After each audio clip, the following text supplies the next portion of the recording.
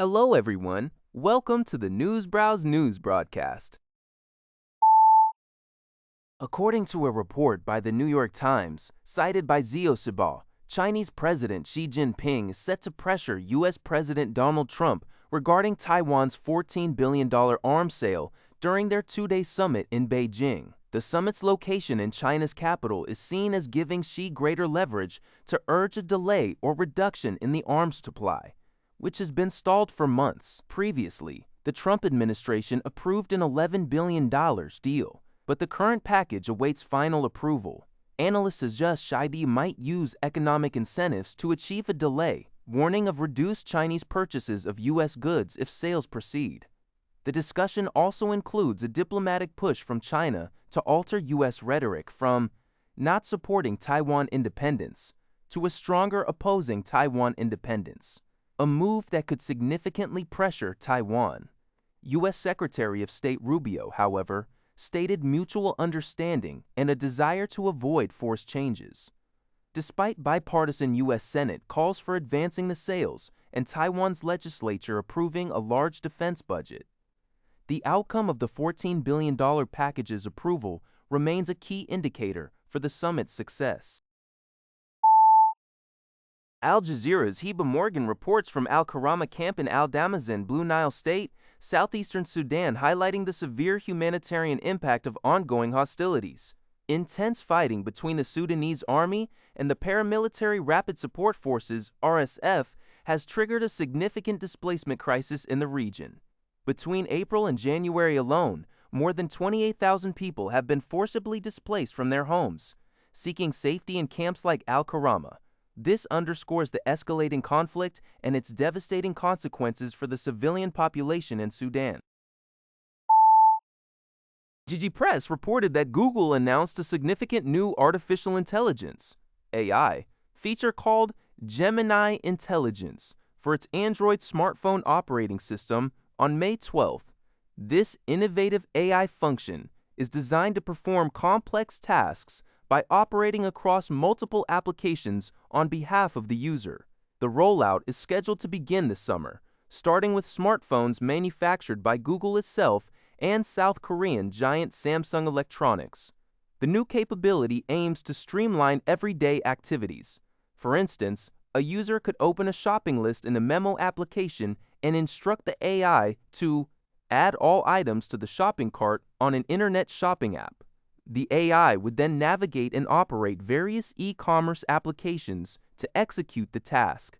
Users will be able to monitor the progress of these tasks through AI notifications, with final confirmations, such as payment, remaining in the user's control. This development marks a step towards more integrated and assistive AI experiences on mobile devices. According to Zio Siba, Vietnam's state-owned Vietnam Oil Corporation, PROOIL, urgently appealed to the U.S. Navy on May 12th to allow a supertanker carrying 2 million barrels of Iraqi crude oil to pass through a blockaded area. PROOIL warned that a continued blockade could lead to severe raw material shortages at Vietnam's Nai refinery, potentially causing a shutdown and a cascading impact on millions of Vietnamese consumers, companies, public services, and industries, thereby shaking the nation's foundation. Reuters reported that the U.S. military recently expanded its maritime blockade against Iran to include cargo ships carrying contraband. However, U.S. officials had previously stated that oil from other Persian Gulf nations could be freely exported. Marine Traffic, a vessel tracking website, showed that the Maltese-flagged supertanker Agios Phanorios I departed the Strait of Hormuz on May 10th, entered the Gulf of Oman, and then returned to the Strait of Hormuz on May 11th before being intercepted.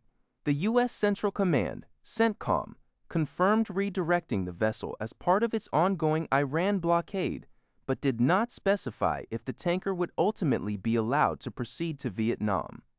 PROOIL explicitly confirmed to the U.S. military that the cargo consisted of Iraqi oil sold by Iraq's state organization for marketing of oil, SOMO, loaded between April 10th and 14th. NHK reports that the United Nations has commenced a significant expansion of its Nairobi headquarters in Kenya. On Monday, a groundbreaking ceremony was held for a new 40-per-sector, 600-seat hall, designed to be large enough to host the General Assembly. This initiative is part of a broader strategy to establish Nairobi as the UN's third major operational hub.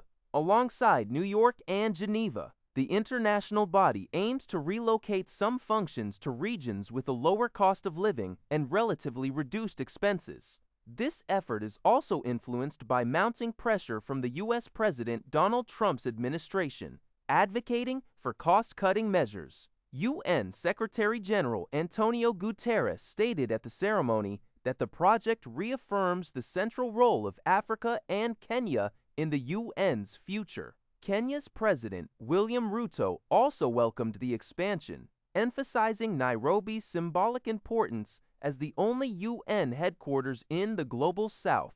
The new Assembly Hall is scheduled for completion in 2029, and the ceremony also marked the inauguration of new office buildings for UN Nairobi staff. That's all for this video. Thank you for watching. See you in the next video.